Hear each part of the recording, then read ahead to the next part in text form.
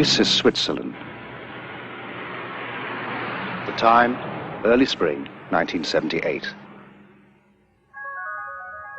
An unusual team of people makes its way to a secret rendezvous. Their goal, a tiny mountain village named Schmidrutti. Head of the team is Lee Elders. Based in Phoenix, Arizona, he runs a company called Intercept that deals in industrial counter-espionage. Britt Elders, his wife and partner in Intercept, specializes in electronics. The third member of the team, also a partner and longtime associate, is Tom Welsh. They were brought here by Wendelle Stevens, retired Air Force colonel and for over 20 years one of the world's leading UFO investigators. Their mission? To check out one of the most remarkable UFO cases ever reported. One that has been called alternately too good to be true, the hoax of the century, or the start of a new age for humankind. Steve, how long has this case been going on? Since 1975. How many sightings or experiences has this man had? Well, he's had over 30 that I've heard of so far. What makes the case so special in your mind? Why bring us all the way up here from Arizona? Man, up to now we've been dealing with just the tip of the iceberg. There's a mountain of evidence here. There's other witnesses, there's lots of photographs, there's recorded sounds, there's landing tracks, a lot of things in this case. Bigger than any case I ever saw before. How far are we from Zurich? About 35 miles, 35 kilometers, I think. Man, I've never seen so many switchbacks in my life. This is remote. Stevens leads them over a circuitous route, winding through back roads and stopping often along the way. Why all the precautions? Well, I didn't want to tell you this before, but this man's been shot at. Shot at? Yeah, somebody's trying to kill him. Why? I don't know. There's some people are spooked by this whole thing, and he's being threatened. That's terrible. Thus begins what was to become a 5-year investigation. Before it is over, they will be embroiled in controversy and forced to use every resource at their command. Hi, Billy. Yeah, I brought my friend's been telling you about. This is Britt Elders. Hi. Good to meet you. Lee Elders. His name is Eduard Meier. He is called Billy, an old nickname that sprang from his fondness for heroes of the American West. Buffalo Bill, Wild Bill, and Billy the Kid. He is a farmer. He claims he has been in contact with beings from another world. He also claims to have proof of these contacts. Mr. Meier, when did the experiences begin? The contact begins on January 28, 1975 in Hinwil. Mm-hmm. How did it happen? What made you go outside into the forest? I got something like a very nice voice in my head. I heard something to leave the house, to go out and to take a photo camera with me. So I left my house, and then when I was far outside from the village, I heard a singing noise in the sky, and when I was looking up there, I have seen a disc. This disc was flying over the clouds, and then it came to the point where I was staying with my motorcycle. Then slowly it came lower and lower and set it down between the white trees and the forest there behind. Mm-hmm. Meier later photographs the impressions left by the disc's tripod landing gear. The grass has been pressed and swirled in a counterclockwise direction. Even a year later, the grass has not sprung back, but Meier notes that the impressions swarm with insect life. Then I have seen a person who came out of the disc. Person came out? Yeah.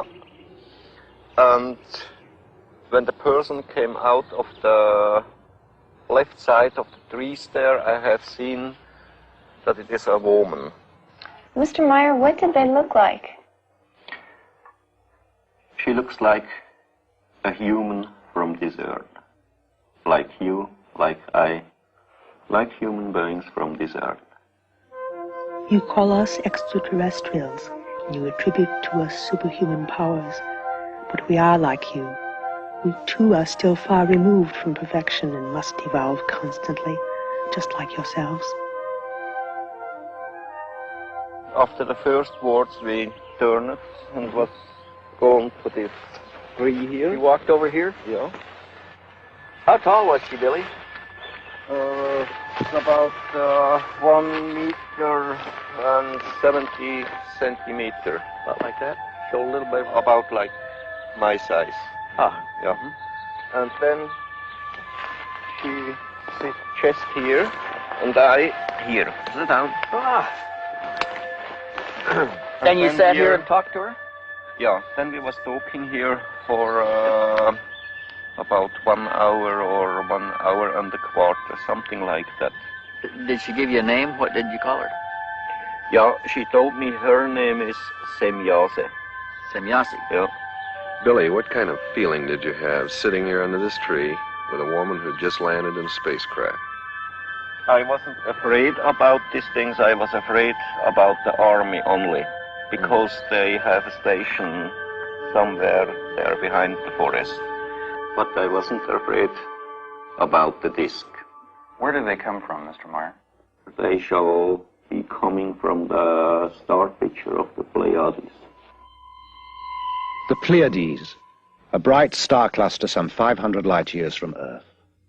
Although the cluster consists of hundreds of stars, 7 stand out clearly to the naked eye. The Greeks call them the nymphs of heaven. We call them the 7 sisters. What was going through your mind? What did you want to talk about? You see, my head was full of questions, but the most of the time she was telling me, and I hadn't many chances to ask her something. Several times we have tried to establish contact with Earth humans, but usually those selected were not willing. They were afraid others would consider them liars or mad, or would try to destroy them. You see, the first she told me I shall get the most best pictures of UFOs, what's ever happened on Earth. And the second thing, I shall go out to tell the truth to the human on Earth,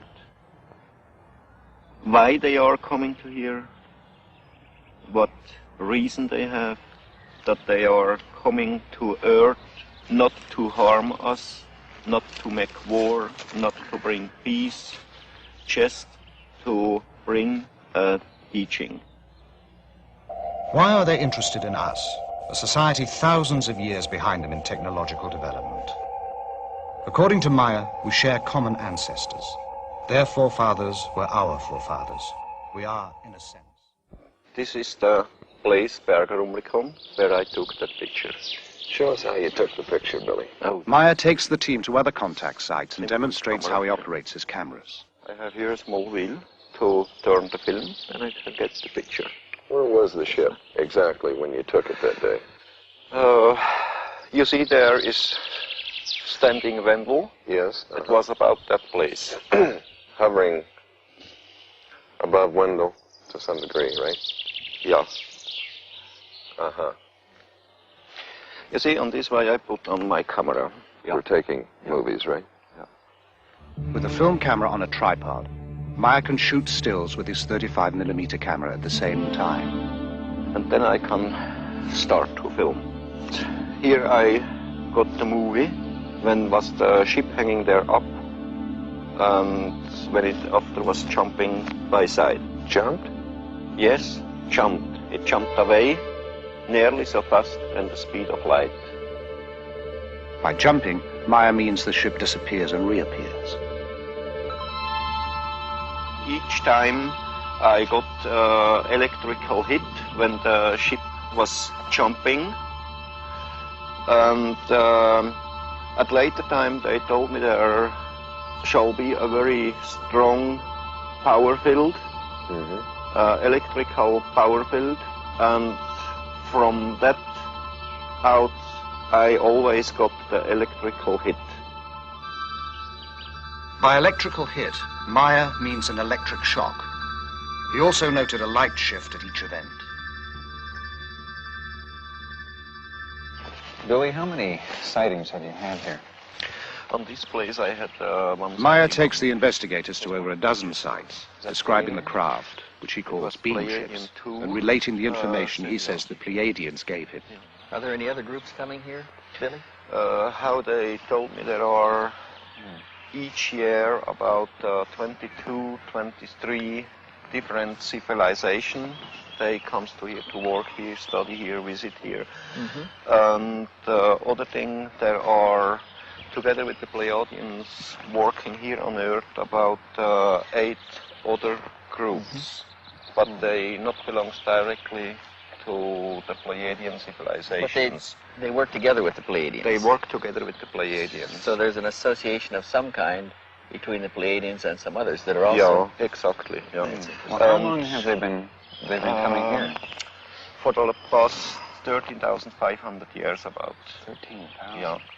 And here we are on the place now where I got the movie picture. You see here, you see there the road, and on the middle of the distance to the road was the ship hanging in the air and bubbling in a very strong wind.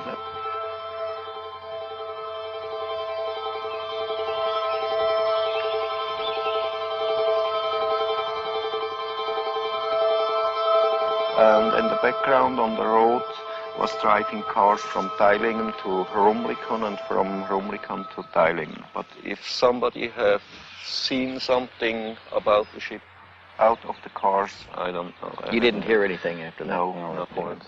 No. But there are other witnesses to some of the sightings. Ernst Keller-Müller lives down the mountain from the Meier farm. And what did you see from here, sir? Wat zijn ze gezien? Ik had twee gezichten. We saw the lights and then they disappeared and then they came on again. That's why he noticed it. And then what happened? Wat is nog gepasseerd? Dan had zich dat zo opgelicht, dat had zich dan licht opgezankt, een stuk kwijt. That one that had the light going below also went down. Went down to the ground? Not all the way to the ground, but the other ones stayed in the same place and this one went further down. Isn't that the direction of Schmid-Ruti over there? Yes, that's the direction of Schmid-Ruti. Have you ever heard of anything going on over there in the Schmid-Ruti area?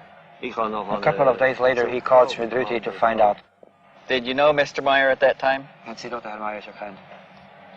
Nee. And then behind us the forest, it was a little light. Bernadette Brandt, a computer programmer. So? And it jumps like a ball. Like it bounced? Like a ball. It goes up and down and up and down. Did it get bigger? When it goes up, no, the same greenness. When it goes up, it was white, and when it goes down, it was red. The nearest thing to a government official in the area is the postman in the village of Schmid-Ruti. Have you seen any of the photographs yourself? Only 2 or 3. Do you believe them? He says he can't imagine how you can take a picture like this. He is the kind of a guy who only believes what he sees himself. Jakob Bertschinger works the farm with Meier. Okay, he saw the light ball going away from him, within that 45-degree angle. 45-degree angle? That's right. And he can't tell how far it was. It was very difficult to say. But then it stood still, that ball of light, and changed direction, came directly towards him with an unbelievable speed. My name is Elsie Moser. I'm living in Niederglatt. I am a school teacher. The first time when I saw it, it was up here. I saw it with about 7 other people. Were you frightened? No, not at all. I was thinking, oh, well, okay, now I have seen one. Guido Moosbrugger is not a neighbor. He lives about 2 hours away in Austria. He heard about the Meier experiences and came to see for himself. Have you ever had any experience with Billy in connection with these things that are going on here? Yes, I have seen a few demonstrations myself, especially at night, and was present at the landing site during one landing, and I saw other things. A lot of things happened in those 6 years. You have seen things with your own eyes. Did you ever photograph anything? I was allowed 2 times to photograph at night. As we sat inside the car, we saw all of a sudden to the north, above the meadow, out of nowhere, a fire-red disk, about as large as a headlight. And then what happened? And then it suddenly disappeared. Then there was a short pause, after which, at the same place again, appeared all of a sudden a silvery white ball. Then there was another pause, and then the same ball appeared again. It flew toward us, got larger and larger, then shrunk, collapsed, and then, like magic, it was gone. And best of all, it looked like a shower of sparks. In all, over 30 other witnesses corroborate Meier's testimony. The contacts continue at a furious pace, sometimes 2 or 3 a week. Meier claims to have had over 130 meetings. He has taken hundreds of photographs and has over 3,000 pages of notes. For a long time, we've had an urge to contact someone who sincerely wants to be helpful in our mission. Here and there, we open such contacts with inhabitants of different worlds, but only when they have developed enough to become rational, thinking beings. Then we prepare them for the thought that they are not the only rational, thinking beings in the universe. Britt questions Calliope, Meier's wife, whose nickname is Poppy. Poppy, how long have you and Billy been married? Now, 60 years. And you were married in Greece? Yes. Uh-huh. What did you think when Billy first told you about these experiences? Her English shaky, Poppy reverts to German. Ja. Ein bisschen schwierig am Anfang gewesen. It was difficult at the beginning. Weil because she never knows anything about this case. Oh, she didn't know? No. When did she find out? She says Billy takes a long time that her tell her something from the UFO. And then how did you feel about it? Beunruhigt einerseits, weil and she was thinking why this happened all to me. Billy shows her every time the picture that he takes, and so she was knowing about from the picture from the UFO. But she was very critical about this case and asking some questions about all this case, and it was very difficult for Bobby. Were there times when you had just had it up to here and you couldn't? She never was thinking to leaving this whole case, but she was crying and fighting against Billy and against the whole case.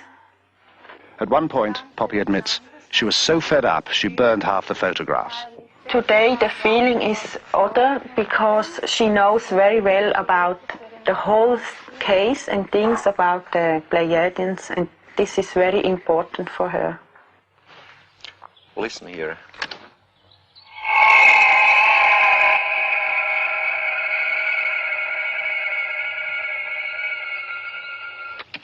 Wow, you recorded that here? My wife recorded this one here, and in the meantime, I've been there down very standingly with the other recorder. You had another recorder down Yes. there. How high was the ship above you? About 60 meters. 60 meters. How far would you estimate it is from here down there today? I think some 300 meters. The sounds bear no resemblance to anything Stevens has heard before. Meier gives him both tapes for analysis. Overwhelmed by the evidence they have gathered, the team meets to plan the next stage of the investigation. We're getting it all. We'll leave tonight? Yeah. Okay, on Meier. I think Meier is a very sincere and honest type person. What do you think, Steve? Has anything changed since you were here? The man seems to be the same, but there's some things changing around him. He's better off. He's got more people around him. More things are happening, but he still is basically sincere. What about the psychological aspects to the man? Do you think it's possible that he's a little schizoid? I mean, it's difficult to tell if what he's saying the Pleiadians are telling him is actually coming from them or coming from him. Well, how do you determine that? Well, we can never prove Too many that other people involved. aspect of the case. Others have seen the same thing. There's a terrific cross-section of people here. You've got a school teacher, you've got a commercial pilot, you've got a businessman, you've got a CPA. They're as good as any average cross-section of society we've got. And they all tested him themselves to their own satisfaction before they ever got this far. Well, I think we ought to go back and throw the book at this one. Everything we can. Top technology, we can get involved. And I think we ought to let the chips fall where we may and just see what we find. We're going to run down and say goodbye to Meier, and we'll tell him goodbye for you. Give him my best. Okay. I'll see you later.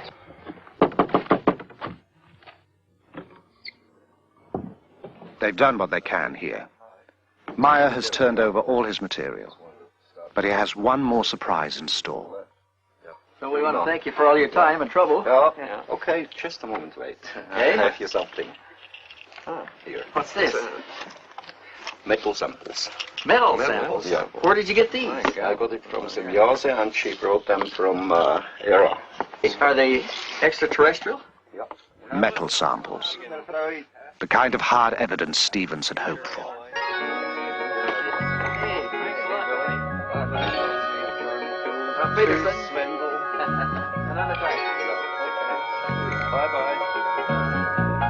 We got the Vogel tape in. Great. Back in Phoenix, the investigators begin to sort out the massive material Meier gave them. There are hundreds of photographs, the 8mm films, sound tapes of the beam ships and the fragments of metal. They know they will have to call in scientists from a variety of fields to help assess the evidence. The task appears monumental. Thanks, hon. Tom, what about you? Yeah, I'll have one too. Okay. They decide to check the photos first. If these are fake, the rest doesn't matter. Here we have our image. The ground is below.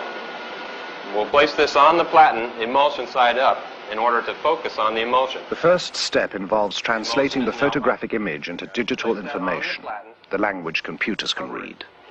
We can start this machine from the point which it is at now and scan 500 lines, 500 points per line, at a very small aperture, and watch the result of this scan being placed, digital information, keep in mind, onto a display.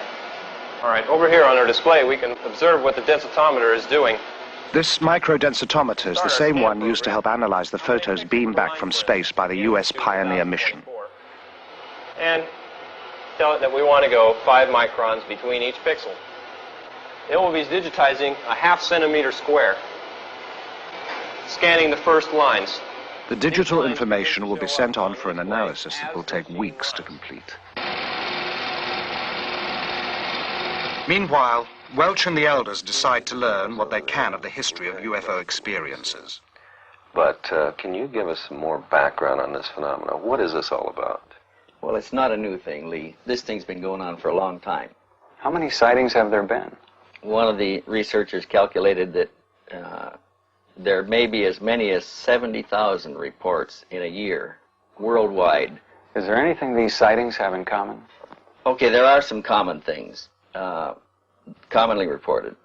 First of all, they're always accidental. UFO pictures, up to this point at least, are accidental. They happen once, and they're gone. Is there anywhere that they show up more than other areas? Here's some stuff here that began way back. These are documented cases. Some of these are even classics. Photographs. Here's one from Argentina. But this whole thing is full of them. This one is full of them. That's full of them. All of those are full of such cases.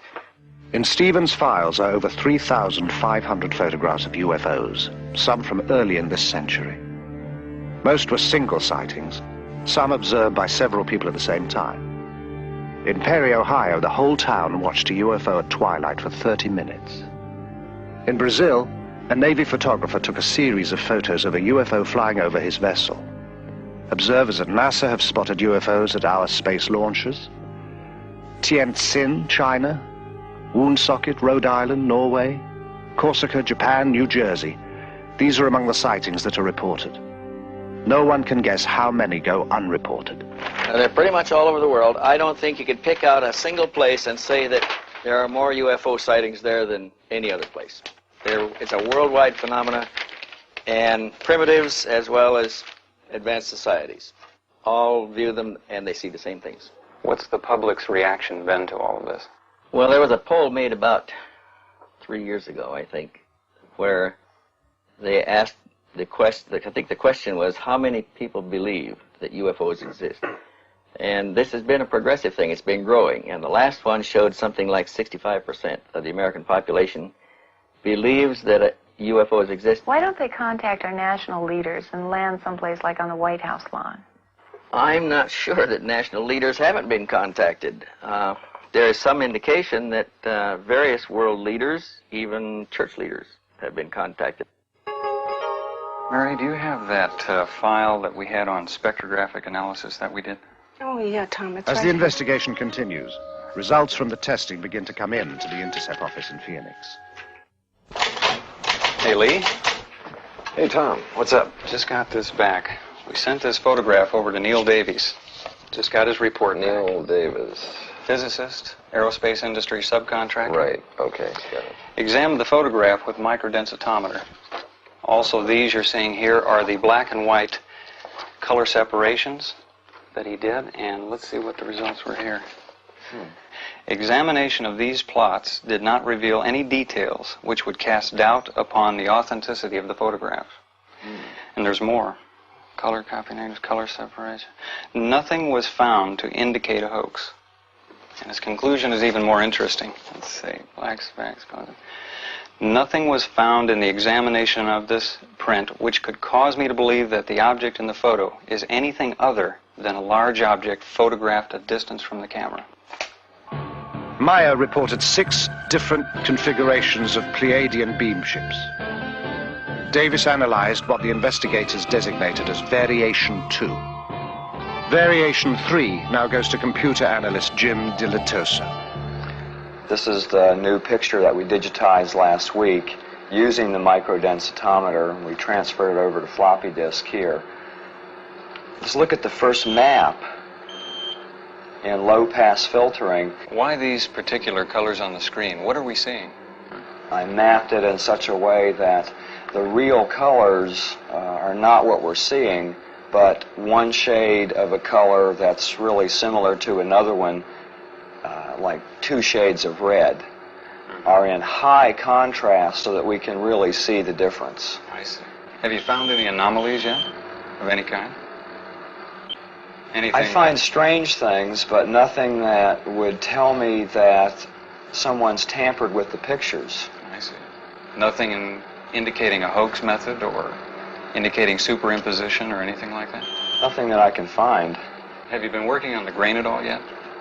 Yeah, I have. What we're seeing here is that the film grain holds up the way that it should.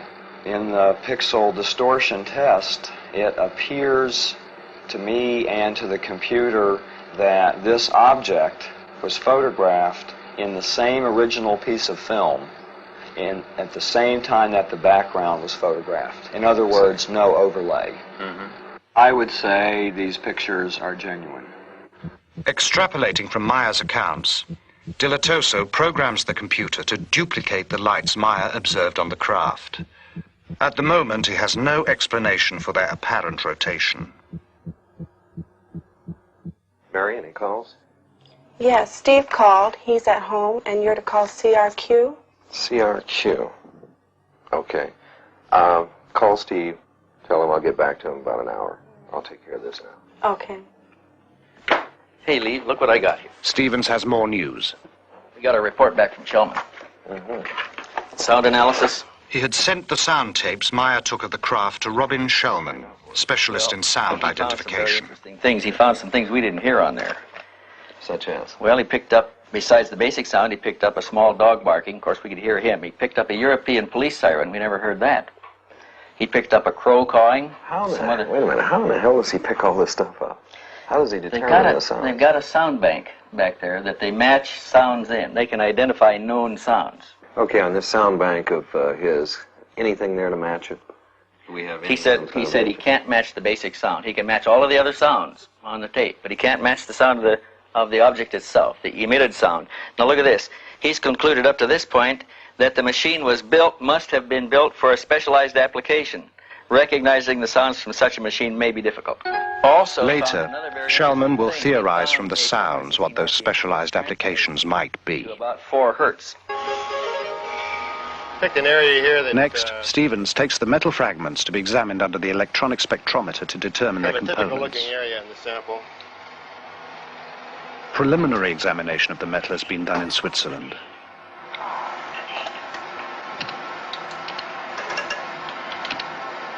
And we've got the little marker bars here that we can line up on each peak as they come up. This one indicates we have silver there. Over here, let's see. We've got some copper, small amount of copper. It looks like about all that's in here at the moment. The big band here is silver, though. The big one is silver. Later analysis of other fragments also reveals small amounts of thulium, a rare earth element that is difficult and costly to extract here. This is one of the... Because of the unusual nature of the findings, the fragments are given to chemist Marcel Vogel, an expert in crystalline structures and inventor of many substances used in computer components. The first specimen I looked at is a metal specimen, which I classified as F1. This is the appearance that it looked at, rather golden colored on one side, silvery colored here. We find that, in truth, it is silver and a small amount of copper. We look at it here, this same area here, under polarized light. What is unusual of this small specimen is both highly crystalline nature, and suddenly we come to a metal section as we see here, and it showed a combination of metals that I've not encountered in any normal bit of metallurgy, both crystalline deposits and metal. Now, we, with any technology that I know of, could not achieve this on this Earth plane. I could not explain the type of material that I have and its discreteness by any known combination of materials. I could not put it together myself as a scientist. It's also a challenge because I showed it to one of my friends who was a metallurgist, and he shook his head. He said, I don't see how it can be put together. And we find that in this area there is evidence of machining, that there are striations which look like the sample has been worked mechanically. It doesn't look like anything that we've made here. At this moment, I would feel very much inclined to accept what was given to me as being true. Always security conscious, the investigators hold key discussions outdoors to prevent eavesdropping. As the work piles up, they meet to assess progress and problems.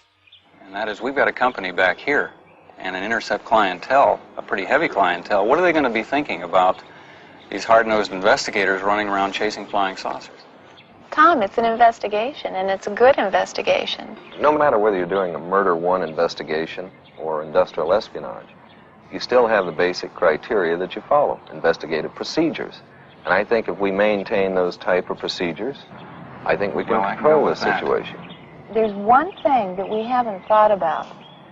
Eventually somebody is going to come to us and say, have you ever tested these people? Have you ever tried to find out if they're lying? Have you used psychological stress evaluation? Have you used lie detection?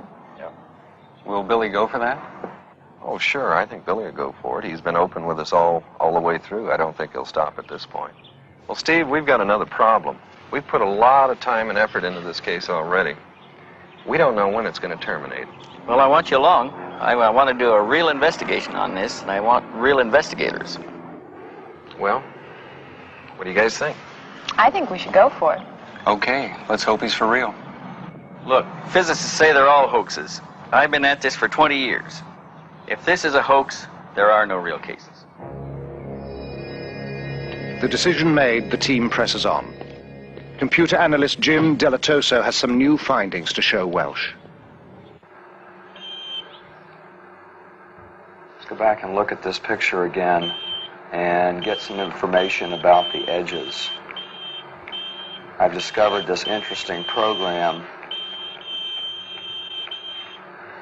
for measuring the edges of things and comparing it to all the other edges in the pictures. Based on the relationship of those edges? The width of the edges and the properties in the edges. So we're stretching the data in the edges so we can count how many pixels wide it is. And it's very interesting what happens when you stretch them out, because it becomes very clear. Pixels, these little squares, like building blocks, and pretty easy to count. 6, 7. So this one ranges from 5 to 7 pixels wide, this edge. So we have our range here is from 6 to 8. Now what this tells us in looking at all the edges on the object is, first of all, that it's not a flat piece of plywood hung in the air, or it's not a paste-up that was done. It actually has shape to it. And in this case, a very wide range, which has to do with focus. Some of the object is more in focus than other parts of the object, which tells me right off at that point that we're dealing with something of size to it. With all the data they have amassed, the investigators have also come up with a lot of new questions. While they debate the necessity for another trip to Switzerland, a sudden crisis jolts them into a decision. There has been a phone call from Meier. Halfway between Phoenix, where the intercept offices are located, and Tucson, where Stevens lives, a spire of rock rises out of the desert floor. Part of the rim of a long-extinct volcano, Picacho Peak is noted locally as the site where the last battle of the Civil War was fought. It is here that Lee Elders and Stevens meet when necessary, again, far from curious ears. This time, Elders brings a disturbing message, one that will add a new urgency to their work. Hey, Lee, what's up? Hey, Steve, how are you? Good. What's going on? Oh, God, we've got some problems. Problems? Yeah, I just talked to Billy today, and someone tried to kidnap his daughter. What? Nina? Nina, right. God. Billy got there in time. It was two men. They were in a car. They used a knife. They tried to force her into the car. What about Nina? Is she all right? She's fine. No problems. He fired at one of them, and they escaped. No, they haven't identified any of them yet. The police are working on it, as I understand it. This happens to people. We've had it happen before. Other cases. We're going to set up some security measures over there. Get a trail on these people. I agree. We got to do something to take the energy out of this. Yeah, we do. We're going to go back. You want to go? When can we go? Very soon.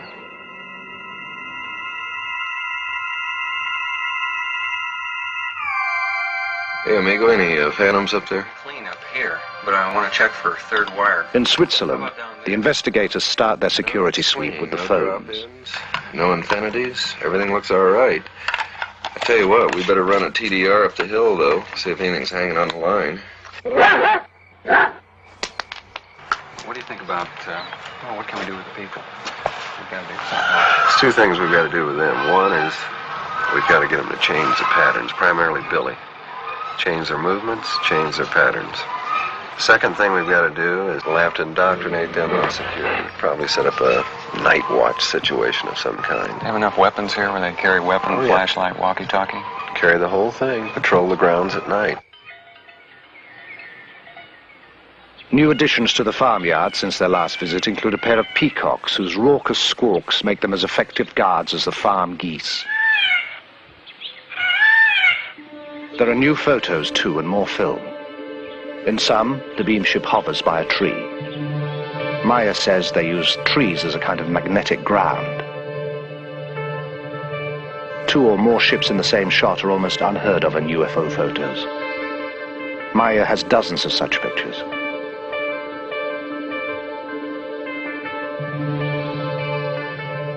Ships below a horizon line, such as a hill, are even rarer. In this photo, a Variation 2 ship controls a smaller unmanned drone ship, designated as Variation 5. In one demonstration, a Variation 3 ship exhibits a behavior Stevens has seen before. We have often reported a nipping flight. We also have a wobbling flight, where it wobbles around a vertical axis. The bobbing effect, Meier explains, is due to the ship riding the waves of the Earth's magnetic field, much as a boat on the ocean.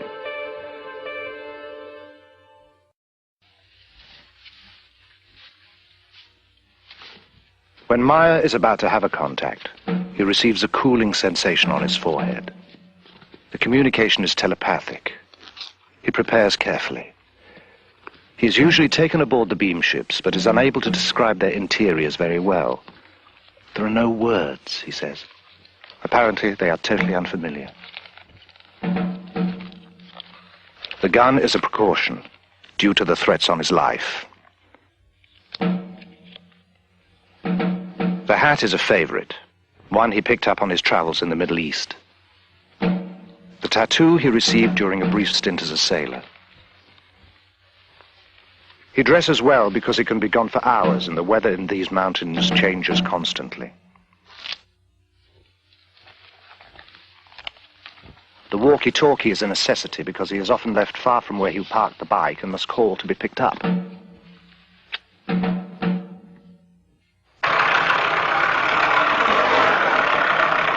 Meier feels the Pleiadians can communicate with him because his vibrations, the natural frequencies of his mind, are compatible with theirs. Each human on Earth and each human over the whole universe has different vibrations.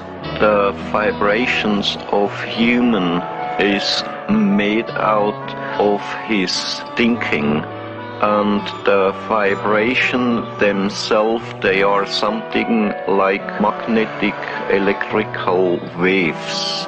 And they are turning from human to human, from planet to planet, and over the whole space of the universe.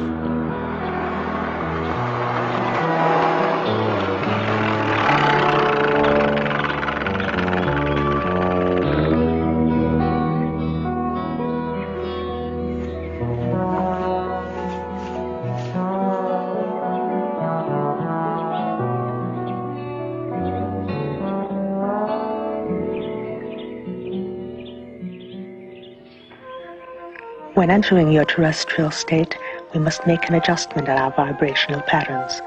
It is similar to your adjusting the fine-tuning on your communications devices. In our case, it allows for the clear perception necessary for an exchange to take place. You see, this around this area where I took several rolls of films. And this picture here, I took over there. What size is that ship, Billy? They told me it's 7 meters. One of the most frequent spots for the contacts is Obersadeleg, a wide valley just 10 minutes from the farm at Schmidruti.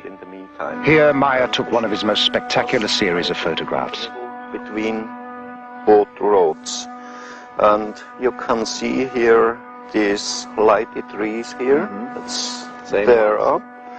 And here on the left side, this hill. What's happened there behind?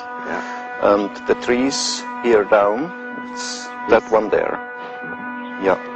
Okay, then is this, where did this come in? This picture I took there, if you go left side a little bit, here, if you go down, like this way here. The beam ship stayed in the area for almost 20 minutes, flying slowly, often skimming the treetops, sometimes just hovering in place. And the ship was a little behind them when I took this picture. And just now the trees are growing up in the last months. They are about 1.5 or 2 meters higher than at the time when I took this picture. And then where did it move? It left that place to the left side. Something like... Yeah. Like this. And then it was moving over there. You see here the small tree where it's happened there. This one, that's that there. Did it come across in front of the trees like this? Yes, yes. And you can see there behind, left side of this one, this tree, the higher one there. Yeah. And after this picture, I got the other one to that position there. Further over? Yeah. Wait a minute, I think we got another one in here now. Yeah. The one in between there, right? I had to go back a little bit, there down, and from there I took the picture. That's the tree, there down, what you can see. The investigators are impressed by the vastness of the valley, the steep drops and the obvious difficulty of hanging models from anywhere to fake the pictures. The stunning clarity of the pictures and the accessibility of the site gives the investigators the chance to put the photos through another test. Billy, we're using this to measure distance. It's the latest in infrared measuring devices. It's actually a small computer. It's made by Wild Heerbrut here in Switzerland. And what we're trying to do here, Lee is up there with the reflector. And what this will do is send infrared light out and reflect out of that reflector back here. And this will rapidly tell us the distance and will also tell us how much higher or lower he is. That's about where you're standing, right there. That's right, the place, yes. Okay, we'll go to on systems. Yes, we've got 1,262 feet, 0.85. The precise measurements and photos are fed into the computer. The edges of known objects, such as the trees and the hills, are translated into pixels. Since these measurements are known, the number of pixels in the edge of the unknown object, the craft, gives its distance.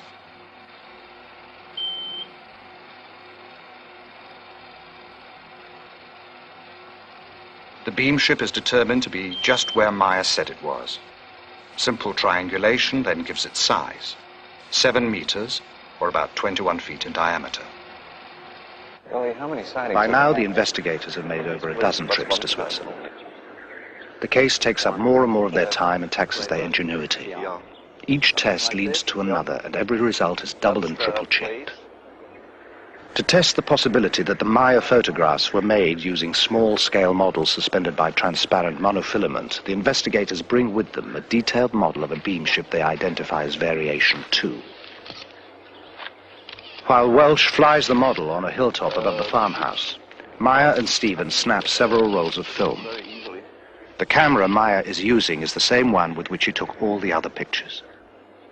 The results are impressive. To the naked eye, some of the photos appear genuine.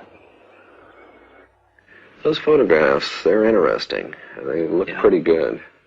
Pretty good. I saw one difference in them, and that was that those models look white. They don't reflect that silver gleam like the pictures that Billy had. You want to look at the focus in them. Hey, hi guys. What's Hey, Tom. what are you talking about? The pictures. Oh, yeah. Some of them looked pretty bad, but some of them look pretty good. I think we ought to test them.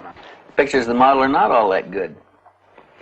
In the pictures where he focused on the model, the horizon is out of focus. Where he focused on the horizon, the model is out. Well, not all of them, Steve. I mean, some of these are very, very good.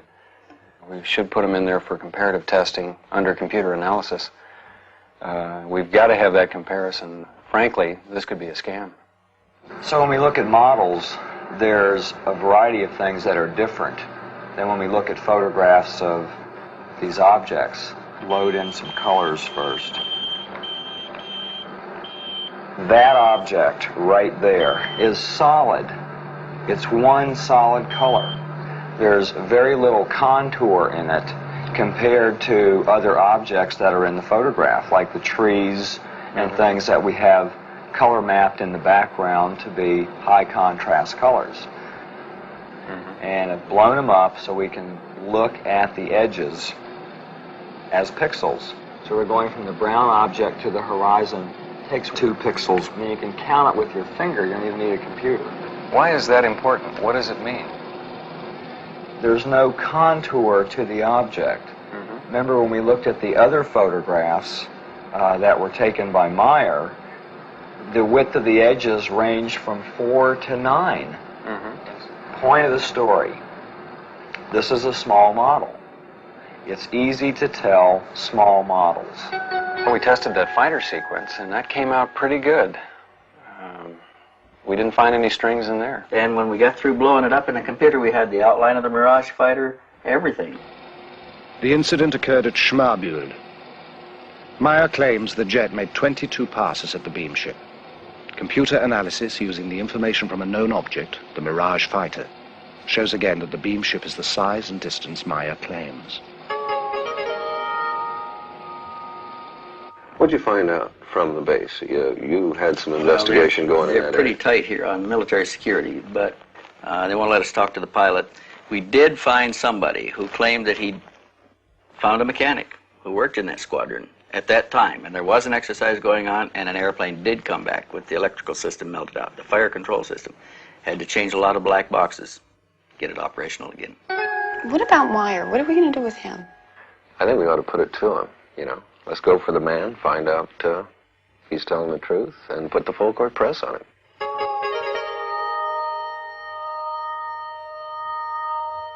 How do they contact you, Billy? How do you know to go out and meet him?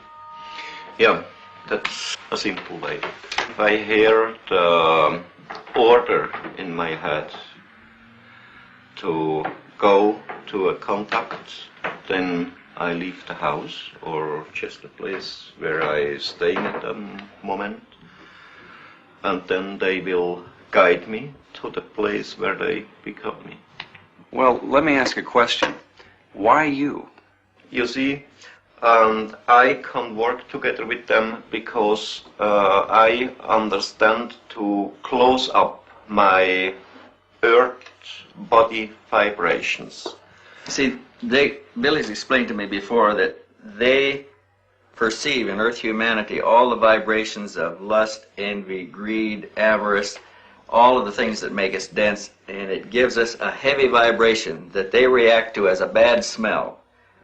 In fact, he's even mentioned that they call it the auric stench of Earth humanity, and it's discomforting to them. It gives them problems. It makes them sick to stay in their presence When he long. closes up his vibrations, are we talking about an altered state of some sort, like alpha, beta, or theta, as far as the consciousness is meditation? In a way, it's like meditation. He rids himself of all of the unpleasant aspects of Earth life. But Billy, the vibration of the Earth human. You say they're advanced technologically. How far ahead of us advanced are they? They are about 3,500 years in their experiences about technology, far out from our level. And they study us because we represent an earlier stage of their own evolution. Yeah. You know, they had a war, they had trouble together, they was fighting together, and they needed a very, very long time to get peace under themselves. They made a very interesting observation at one point. They said that if we could now concentrate Earth's energies and resources, we could achieve all that they can do now in about 300 years of our time. Yeah. If you've been in the ship, why not photographs inside of the Pleiadians themselves? It's impossible to make it because there are powers inside, they always break the film. He's taken a number of rolls of film, and when they're developed, they're usually black. If they've got anything, it's wavy lines through it. So I lose it so hundreds of films. Why are they here now, and what do they want? You see, they don't come here to harm us. They don't come to start trouble here or war or to overtake the Earth in their ruling. They just see us here as their little brothers or something like that. And they want to bring the real teaching of the natural life and of the spiritual belonging, spiritual teaching, spiritual life, and all this. But they must want something from us. They just want nothing. Nothing. You see, for the human on Earth, it's impossible to believe this, but that's really the truth. They just want nothing from the humans on Earth. The session goes on for hours. To every question, Meier has an answer. The investigators are unable to shake him or to find flaws in his story. In Phoenix, Dilatoso comes up with a startling new discovery. We're getting into a really interesting area in these pictures. We don't really have to test every picture anymore to see if it's a real picture or not. We can't find anything that tells us it's a hoax, so let's start looking for things that are interesting from picture to picture. Look at the color here. It seems to contour to the shape of the craft. Have you seen this in a lot of the other photographs? In the Meier case. Look at the bottom here. On what's down here, it stops right in the horizon. With the coincidence of it follows this line in the craft, and it follows that line in the craft, and it follows parallel right underneath the bottom there, and we find it in half of the other pictures, I think it means something. You think it's something that we're not seeing in the photograph with our eyes? We get some kind of an aura, whether it's infrared, thermal energy, as yet I don't know. I think that craft is putting out a force field. The team had shown the Meier material to a variety of experts in an attempt to learn if any of it could be duplicated. They estimated it would require expertise in at least a dozen different fields, including metallurgy, astronomy, ancient history, and psychology. The panel concluded it would take over 10,000 man-hours and cost in excess of $1 million to duplicate the evidence Meier has. At that, the computer could still spot any fabrication. When we bought this center here, it was a picture like at the World War II end, and when we bought it, nobody of us had any money. We was working practically day and night for several years, many times 22, 23 hours a day. And so we built it up, everything here up on the land, and so it grows slowly, but it's all real, our handwork.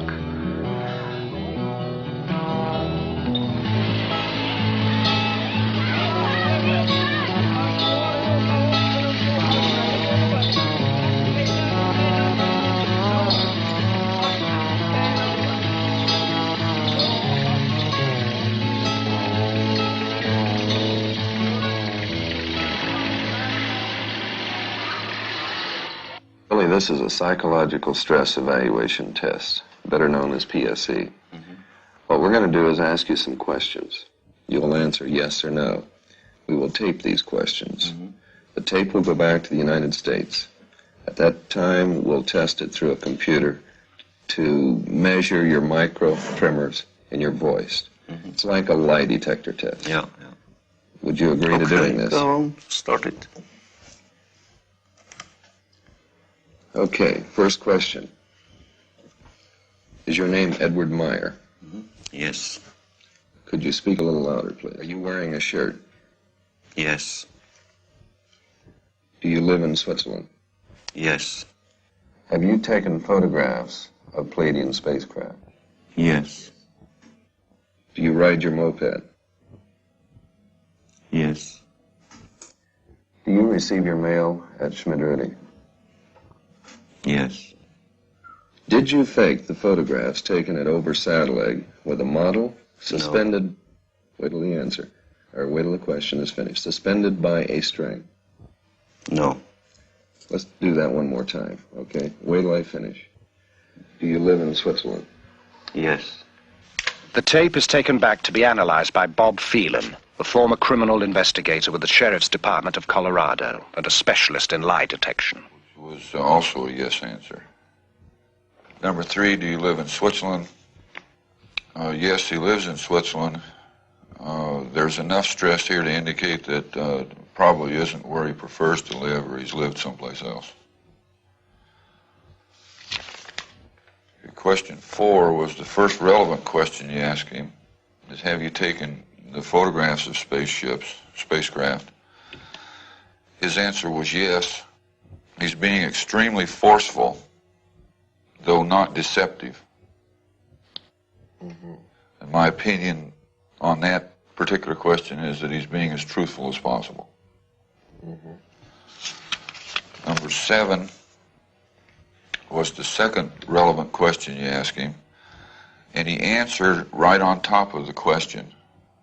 And the person asking the question had asked him to answer the question again, and then he asked the question again.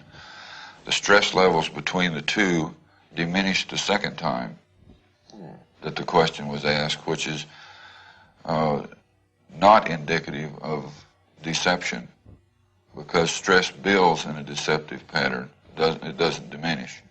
Mm-hmm. If it was a deceptive answer, the stress would then increase, not decrease. Mm-hmm. Now, something that was extremely interesting to me was the 8th question you asked him on, do you drink coffee? And for some reason, he's more stressful on the statement about coffee than he is about the picture of the spacecraft. Yeah, that makes sense, because about 3 days before we tested Meier, he promised his wife he'd stop drinking coffee, but we noticed he'd been sneaking a few occasionally. Okay, that could probably be the account for it then. Phelan reviews the tape several times. He could find no evidence of deception in the statements about Meier's experiences.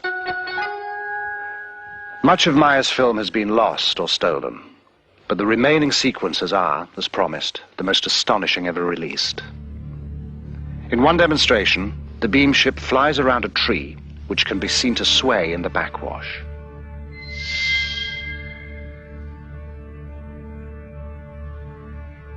Once again, in slow motion.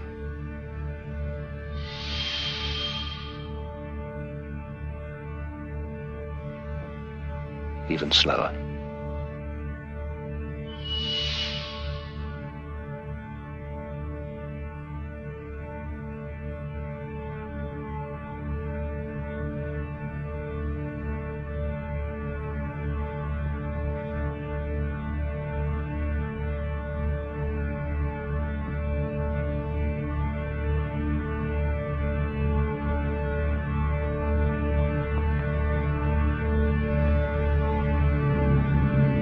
Later, Semjase brings a new beam ship to pose for Meier's cameras. The variation quite unlike anything he has seen before.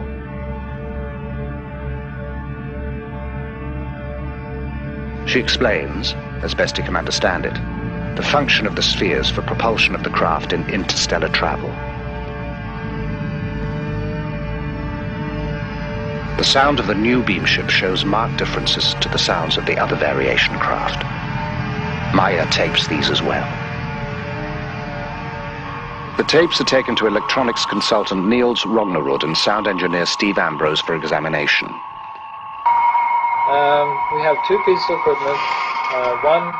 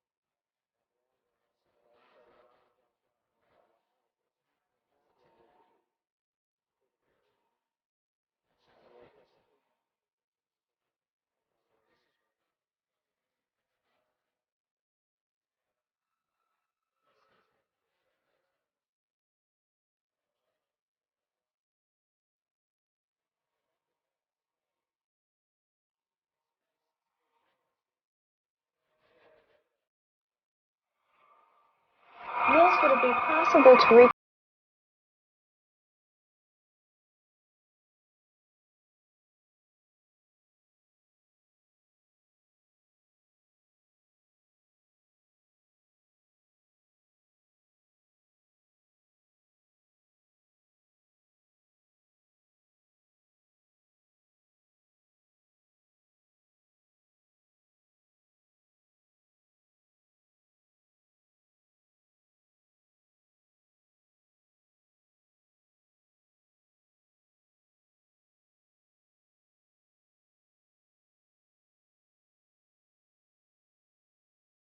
Okay, Lee, what we can do here is... Intrigued by the findings, Lee Elders takes the tape to Robin Shellman, who has studied the sounds of the earlier craft. We're showing this throbbing, modulating beat that we hear on the tape. This beat, or modulation, occurs at these frequency peaks. Each one of these peaks is a discrete frequency. If you wanted to give a visual display, let's say we're talking a motor.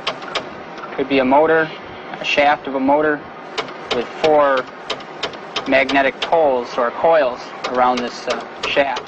The curious thing about this, it changes from 4 to 5, 6, 7, all the way up to a number that is difficult to discern. At a certain point, you're going to generate a certain amount of magnetism. And then later on, you want a stronger field, well, you're going to select 8 fields. All right, now you're going to hear 8 pulses on the tape. And then later on, you want a stronger field, you can select 16, 32. Is there anything unusual about this?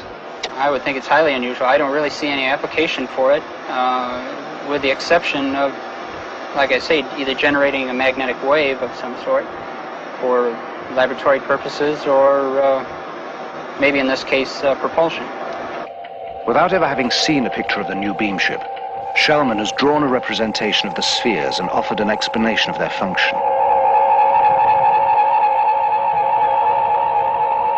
The tapes hold still another surprise. And also, another interesting point to note here is we have a steady, there seems to be a steady pattern all throughout all of this random signal.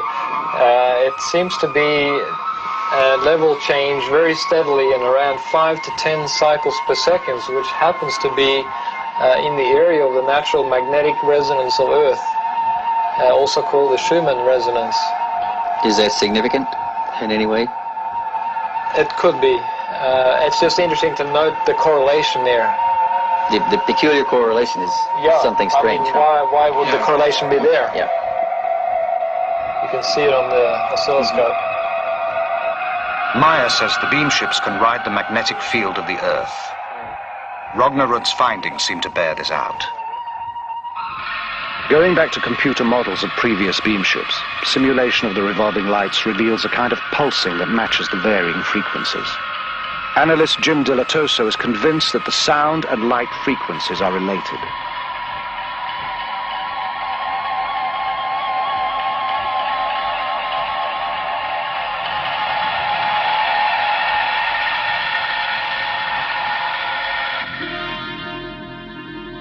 The phenomena might also explain the ability of the beam ships to suddenly disappear from sight and just as suddenly reappear. In this 8mm film, the beam ship at the top of the frame disappears and appears again almost simultaneously, just above the slope of the hill. As examined, the beam ship disappears and appears in the same frame, which means that less than 1/18th of a second has elapsed.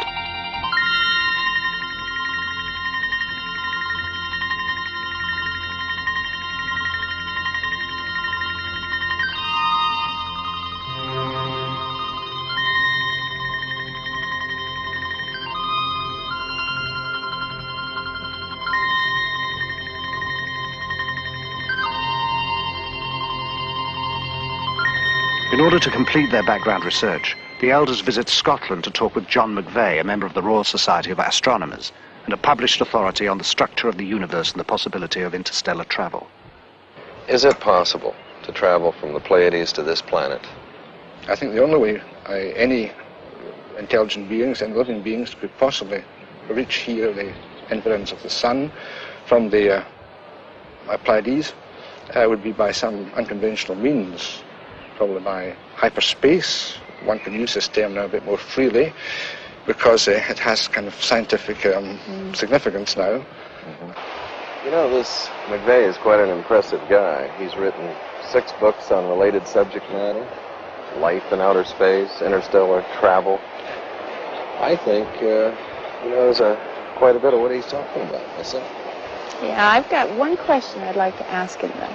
What's that? I want to see if he's got any information on this historical connection we keep coming up with. Because we found it everywhere from the Incas to the Aztecs to the Greeks to the Romans to Egypt, everywhere. Possibly he's come across something in his research. The Pleiades are very well known. In fact, they're a very ancient group. They're mentioned, in fact, in the Bible, in the book of Job. I can't just give you chapter and verse, but they are a very old group. And they've been used by many ancient civilizations to signify the approach of autumn, winter.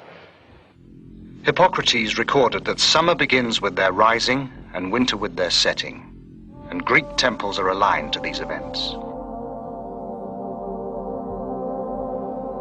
The Great Pyramids of Egypt are also aligned to the Pleiades. To some African nations, they are known as the Seven Goddesses. In China, they are called the Seven Maidens, and they are the seven beneficent spirits of the Hindu Vedas. Curiously, in all these separate cultures, they are always referred to in the female. The Pleiadians told Meier they used females for their first contacts because they appeared less aggressive to early man. The Mayans celebrated the moment when the Pleiades reached their zenith as the most important event in their calendar. Pre-Incan peoples believed their gods came down from the Pleiades, and on the mysterious plains of Nazca, Peru, the Thunderbird marks the plaza of the Pleiades.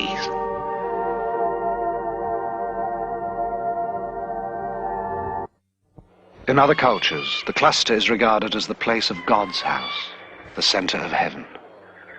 The law of American Indian tribes is full of the Pleiades, which, according to some, stand at the gates of heaven. Historian John M. Hula, a Kiowa Indian, relates one story that survives to this day. It is tied to Devil's Tower in Wyoming. This mountain here, Kiowas lived in this area, and we call it the Old Tie. Kiowas camped through here, winter camp. And these children were playing. They were running along this ledge over here. A giant bear came out of the woods and chased these children. The seven sisters, we call them. And they came to this one ledge here. And the children got on top of it. This ledge began to grow. It grew out of the ground. As the mountain grew, the bear's claws were scratched in the mountain. And that's what we see today is the grooves up there. And from there, the seven sisters went on up into the sky. And they're up there today.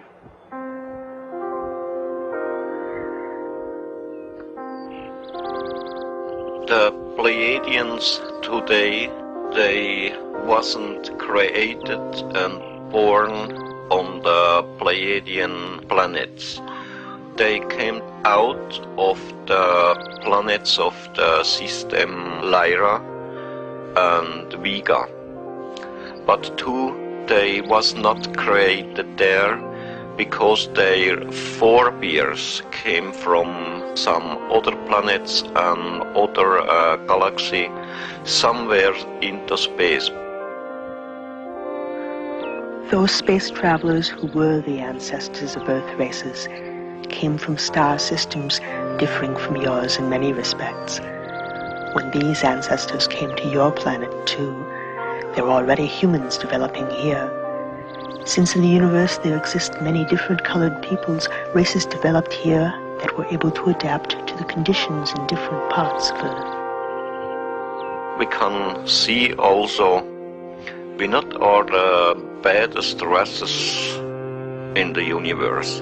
How many sects go to tell and to say that the most bad thing what's happened over all the universe shall be the human being on Earth. It isn't true. There is trouble here and there is trouble somewhere else into the space on other planets too. There remain only a few questions to clear up, but one of them has perhaps the most bearing on the Meier case. If his story is true, how did those beings accomplish a journey of such staggering distances? The investigators put the question to Alan Holt, an astrophysicist who works with the US space program, and David Froning, a specialist in spacecraft design for that program. Gentlemen, is faster than light travel possible today? in our technology, or is this still just theory? There have been physicists that have been so bold and brave as to actually postulate the existence of particles that travel faster than the speed of light. And they have called these entities tachyons. And they have shown that the existence of such faster-than-light entities may not violate known laws of physics. I've worked on a kind of a field theory approach, which is basically an extension. I like to view it as an extension of Einstein's last work on a unified field theory. I really think that everything is pointing to a breakthrough that will make possible faster-than-light travel. Now, not all physicists will agree with that. How would it work? Well, I've represented here hyperspace currents by these blue and red lines. Down in here would be space and time. So space and time is what we're aware of and what we deal with in everyday life.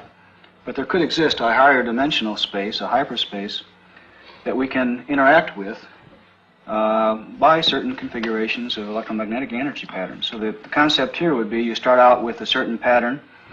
Generally, you're tied in with the Earth's gravitational field and its hyperspace currents, but there's a low connection with perhaps a distant star. As you change the pattern, the connection with the Earth's gravitational field and its hyperspace currents decreases, and the connection with the distant star's pattern increases.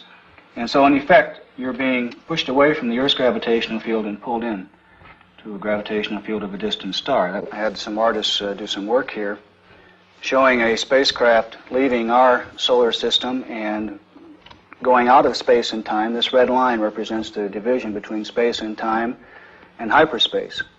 And the spacecraft, based on the propulsion concept I proposed, would use a field resonance effect to effectively jump into hyperspace, disappearing from space and time in our solar system, and then reappearing at a distant star.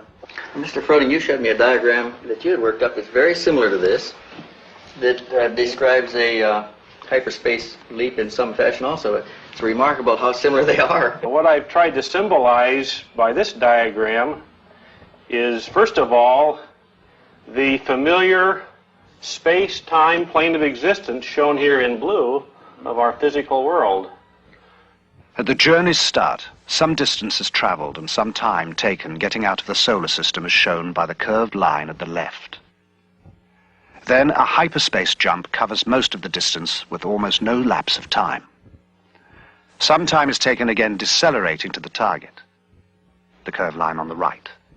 So this line here is very similar to the red line Alan has on his chart. That's right. Mm-hmm. That's right.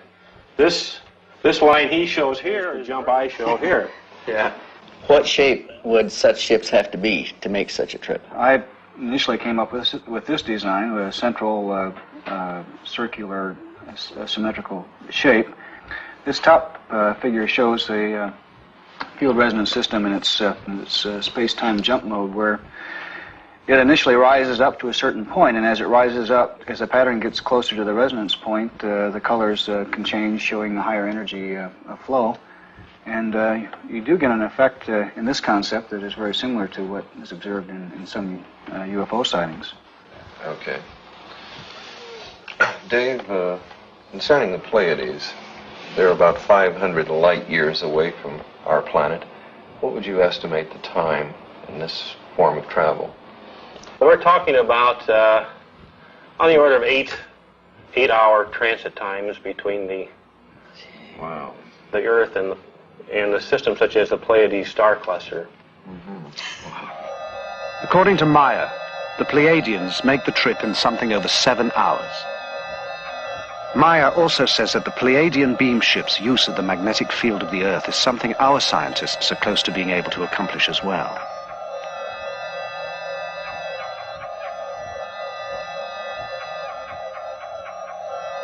Using this information, the computer is able to project from one series of Meier photographs the flight path of the beam ships in the Earth's magnetic field.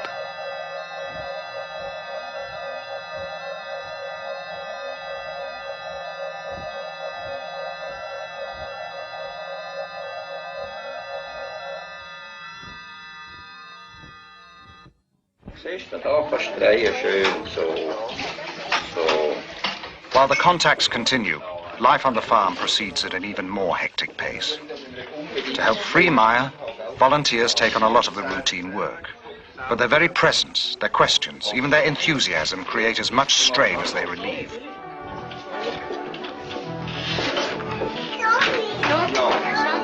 The last 20 or 30 years there was many people who have seen UFOs. There are many people around the world who likes sensation only. Other one who are doing hoax to get money, maybe to get a name.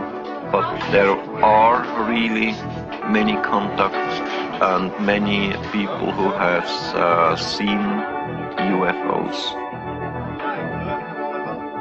Between his work for the Pleiadians and the demand for his attention on the farm, Meier finds little respite. For moments of precious solitude, he retreats to the land he knows. Above everything stands one force alone.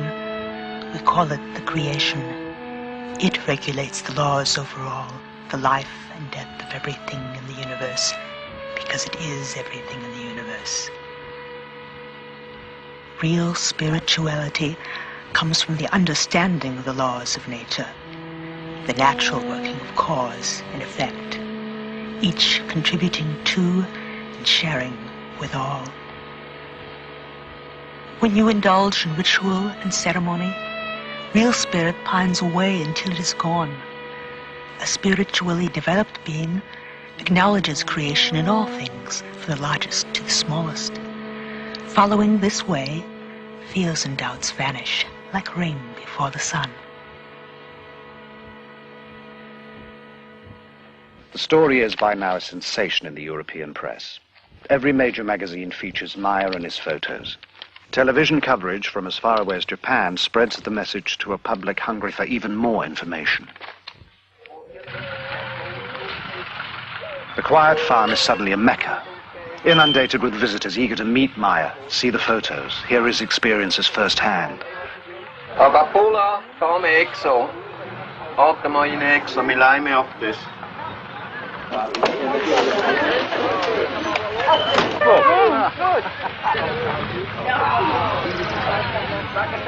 But Meier cannot refuse anyone. It is the promise he made to Semjase.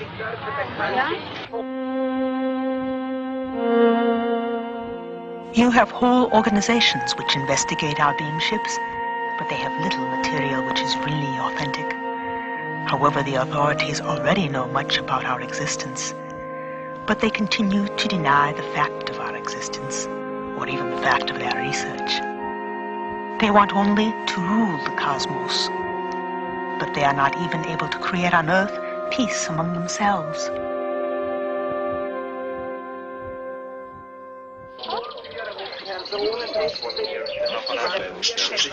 Many of those who come seek answers, assurance, even the promise that someone or something will save us. If we want peace and knowledge and love and everything here on Earth, we have to change everything by ourselves as human beings from this Earth.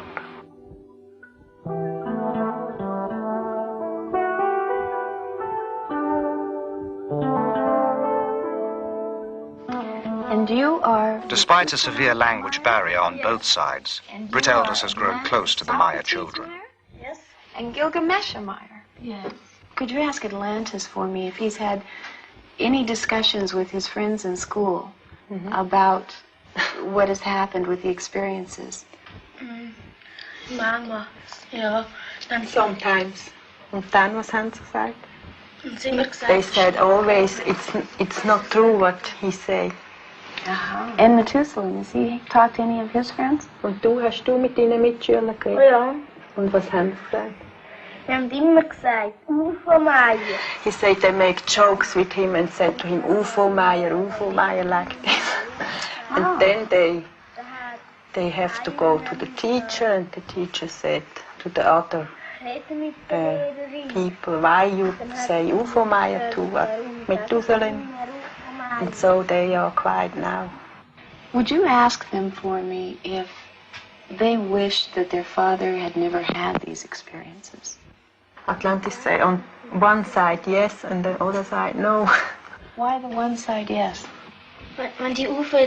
If Billy don't have seen this UFO, people don't come to us, and not so much fun for him.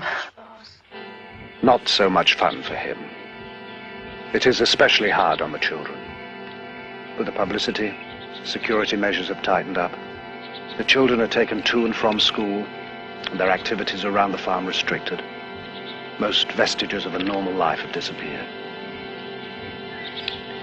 But when a threat does appear, it is not from assassins or kidnappers, but a wholly unexpected source.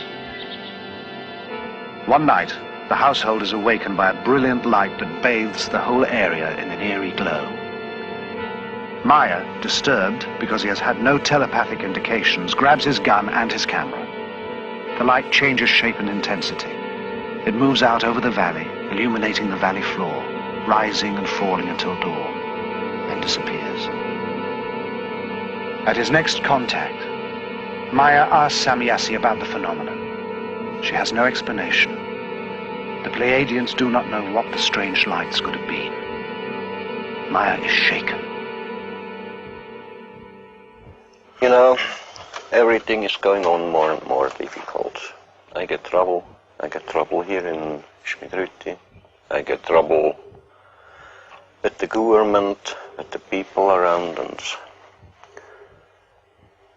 I can understand this, Billy. It's not unique. Anybody that has an experience runs into problems. But the experience is unique. You've got to keep going here. And that's true. But, you know, there come some people here from the morning to the evening. Too many of them. All of them want to talk with me. I get trouble with them because I say no. There is some other people who likes to kill me, who likes to kidnap the children. I know it's got to be very hard on you, Billy, but you've got to go on. Yeah, that's to say very easy for you, now, but not for me. I put a lot of time in this. We've taken your pictures back, we've tested them, we've tested the metal, we've tested the sounds. They all test good. You've got the best evidence that we have in any case, and I've been at this for 20 years. Yeah. And we can't stop. And what you find out, all of it? Is it not true, or is it... Well, we're finding evidence that tends to support the case. It looks like it's really happening. Now, you have your own truth, and you know what's happening, but we've got to demonstrate this to ourselves. Please give it some serious thought. I need you. Yeah, that's true, but just now I don't know what I shall do, you know. I'm down. My nerves are playing crazy. My mind slowly is turning over. I have to think over about it. Please give it some serious thought, Billy. We can't stop now. We don't have any other way to go. But I think the world needs to know. I think you feel the world needs to know, but you just don't want to be the one. Somebody has to be. I know, but I have to think over about it. I don't know. Just now, I don't know.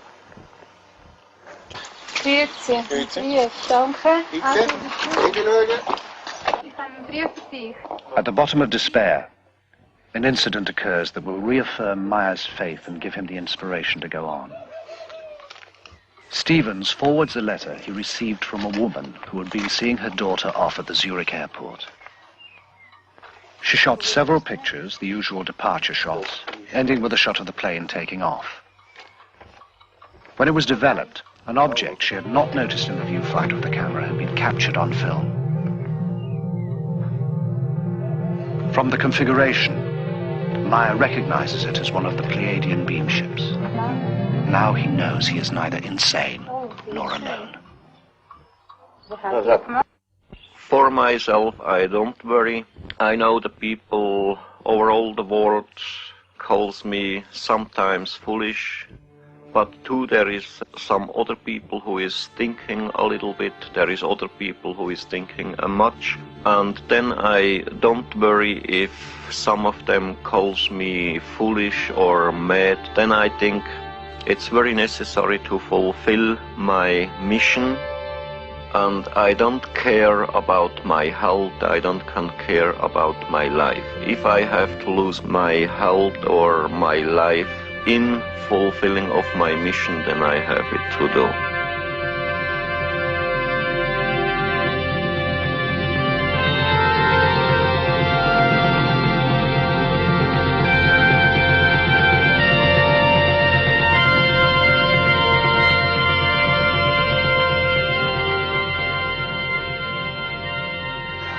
What you thinking, babe? I was just trying to figure out how many times we've been here between the four of us. We've been here a total of almost 20 trips. Wow. 265 days. That's collectively between all four of us. And we're still searching. But I don't think there's much more we can do in the investigation end of it. I think it's pretty tight. I agree with you. I think we've reached our limit as far as an investigation is concerned. I think maybe now what we should think about doing is telling other people what we've done in the investigation and what we've found. Try to take some of the stigma off of it. I think we should talk about it and let everybody make their own decisions. Yeah. Ready to go home? Just about. Okay, wir sind heute also zusammengekommen, weil ich Bericht bekommen habe vom Lee. The investigators are anxious to release their findings. Meier realizes this will expose the group at the farm to even greater pressures. He puts the issue to them, emphasizing that with wider publicity they can expect even further disruptions in their lives. But the others too feel it is time. They will do what they can.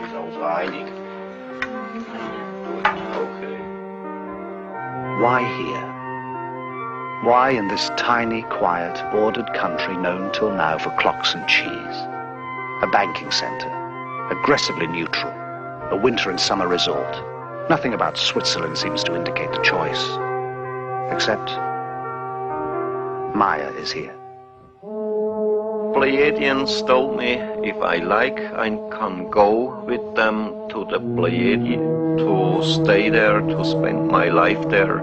But the Earth, it's a very lovely and nice planet, and the humans here on Earth, they are not better and not better than on other planet. My hopes and my dreams, they are very simple. To bring love and peace and the fulfilling of all the natural and creation laws over all the world. Thank you for all your help and cooperation. Don't mention about all that. Thanks for working with us.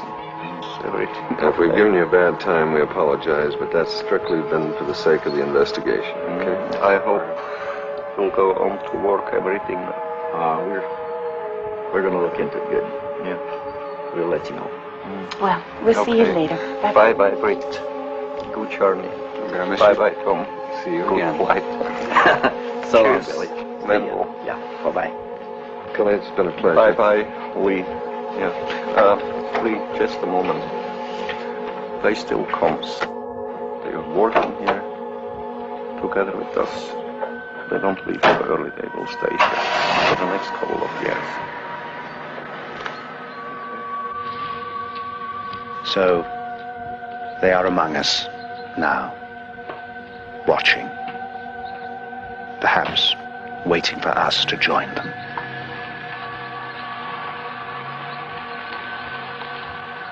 We are not superior beings, nor are we missionaries. But we feel duty-bound to the humans of Earth to tell them the only thing limiting the progress of the Earth human is the Earth human himself.